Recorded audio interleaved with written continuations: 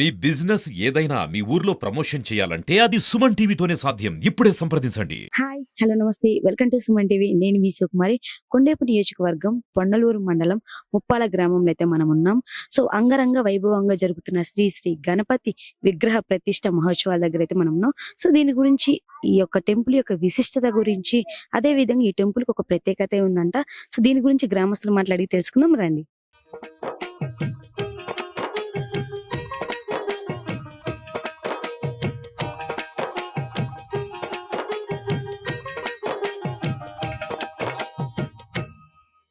నమస్తే సార్, మీ పేరేంటి? సుబ్బారెడ్డి. సార్ ఈ గుడికి ఒక చరిత్ర ఉంది.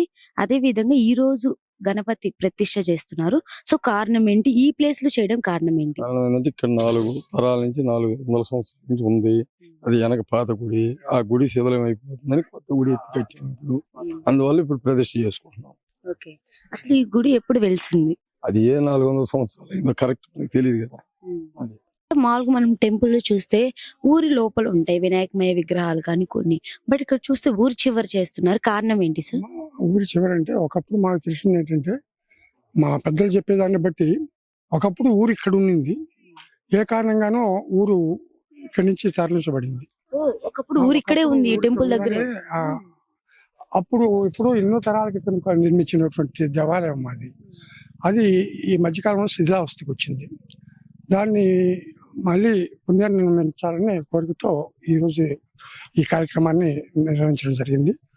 అంతకుముందు కేవలము వినాయక విగ్రహం మాత్రం ఉండేది, నంది వాహనం అది ఉండేది. కానీ ఇప్పుడు ఏంటంటే విఘ్నేశ్వరుడితో పాటు శివయ్య యొక్క విగ్రహం కూడా ప్రతిష్ఠించాలని సంకల్పించాం.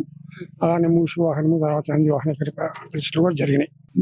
ఇది ఈ గుడి నిర్మాణం చేయడానికి మేము పెద్దలతో ఆలోచించిన మీదట సిద్ధాంతులతో వారి సలహా మేరకే నిర్మించడం జరిగింది. ఇది మా తల్లిగారికి సంబంధించిన భూమి. ఆమె స్వర్గీయ దేవరపల్లి మీనాక్షమ్మ గారు వారికి సంబంధించిన భూమి వారికి కట్నం కింద ఇవ్వడం జరిగింది. ఆ భూమిలో అక్కడ కనిపించేటువంటిది పురాతనమైనటువంటి ఇప్పుడు శిథిలావస్థలో ఉన్నటువంటి. అంటే ఇది మీ తల్లిగారి భూమి. ఈ భూమిలో లోపల, ఈ భూమి లోపల నుంచి విగ్రహం లోపల లేదమ్మా, అంత ముందే పైన అంటే శిథిలావస్థకు వచ్చిందమ్మా. ఆ శిథిలావస్థను ఇప్పుడు పునర్నిర్మించాం.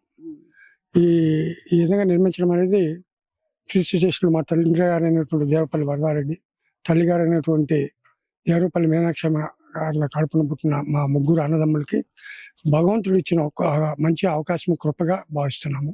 ఎంతో సంతోషం అమ్మ.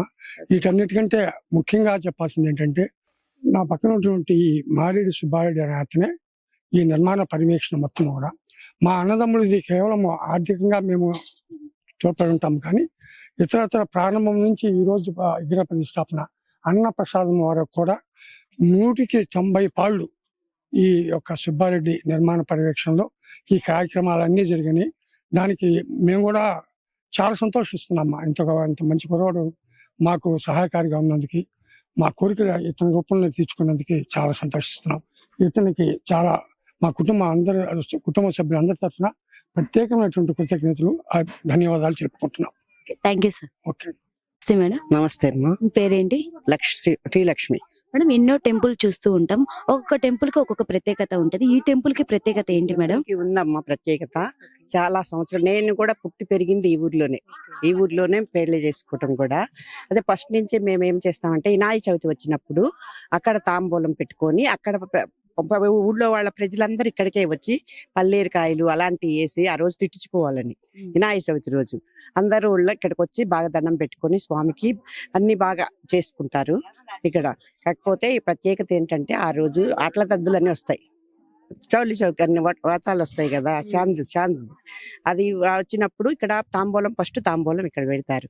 ఇక్కడ పెట్టుకొని దండం పెట్టుకొని పత్రి తీసుకొని వచ్చి గౌరీ పూజ చేసుకుంటారు. అందుకని అందరికి చాలా శుభాలు కలుగుతాయి. మామూలుగా డెలివరీలు అవ్వకపోయిన వాళ్ళు కూడా నంది ఉండేది, నందీశ్వరుడు. ఆ నందీశ్వరుడు ఉంటాడు అక్కడ. అదే గడ్డి మోపులు ఉంటాయి కదా, గరికి ఆ గడ్డి తీసుకొచ్చి అట్లా కట్టి దాని కాడ పెట్టి దండం పెట్టుకొని ప్రదక్షిణ చేసుకుంటే అక్కడ ఇంటికి వెళ్ళేటప్పటికి డెలివరీ అయిపోతుంది. అక్కడ అందరికి నమ్మకం, మంచి జరుగుతుంది అనే నమ్మకం. అందుకని చాలా సంతోషంగా ఉంది. చాలా మాకు ఇక్కడైతే నమ్మకం ఎప్పుడో వెలిసిన స్వామి ఈయన. 400 సంవత్సరం మాకు కూడా తెలియదు. 400 సంవత్సరం క్రితం అని చెప్తున్నారు. కాకపోతే గుడి శిథిలావస్థలో ఉంది, రాళ్ళన్నీ పడిపోతున్నాయి. పడిపోయినప్పుడు గుడి నిర్మాణం జరిగితే మంచిదని చెప్పి గుడి నిర్మాణం చేసి, మా ఊర్లో శివాలయం లేదు. శివాలయం లేకపోతే మేము ప్రతి కార్తీక మాసంలో పాలెం అని ఉంటది 2-3 కిలోమీటర్లు. అక్కడికి వెళ్ళి 360 ఒత్తులు వెలిగించుకొని, ఆడవాళ్ళు వెళ్తుంటారు కదా, అక్కడ 360 ఒత్తులు వెలిగించుకొని దండం పెట్టుకొని వచ్చేవాళ్ళం. ఎవరైనా చెడుకైనా నిద్ర చేయాలంటే అక్కడికే వెళ్ళి, ఏ రాత్రి అయినా అక్కడికి వెళ్ళి నిద్ర చేయాలి.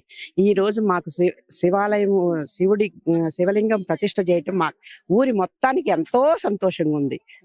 ఫస్ట్ వినాయకుడి నిర్మాణం అనుకున్నాము, తర్వాత శివలింగం ప్రతిష్ఠ చేస్తున్నారంటే ఊరు చాలా సంతోషపడిపోయింది. బయటకు వెళ్లే బాధలు తగ్గినాయి అని చెప్పి అందరికైతే చాలా చాలా హ్యాపీగా ఉంది. ఊర్లో బటికి శివలింగ ప్రతిష్ఠకి చాలా సంతోషంగా ఉందమ్మా. అందరూ బాగా వచ్చారు, అందరూ మంచిగా జరిగింది. Thank you madam. Thank you. నమస్తే మేడం. మీ పేరేంటి? పద్మ. మేడం, ఈ రోజు మీ గణపతి విగ్రహం అయితే ప్రతిష్ఠ జరిగింది. సో మీ ఊర్లో ఎంత సంతోషంగా ఉన్నారు? చాలా సంతోషంగా ఉన్నారు అందరూ. నా అనుభవపూర్వకంగా కూడా నేను ఒకసారి అదే ఇట్లా గుడికి వెళ్ళి వచ్చి చూసాను అన్నమాట. చూస్తే స్వామికి కొంచెం ఏంటి ఇట్లా ఉంది అనిపించింది. కొంచెం ఇంకా బాగా అక్కడ దాని కింద ఉండేవాడు స్వామి. అక్కడ వెలిసినారన్నమాట.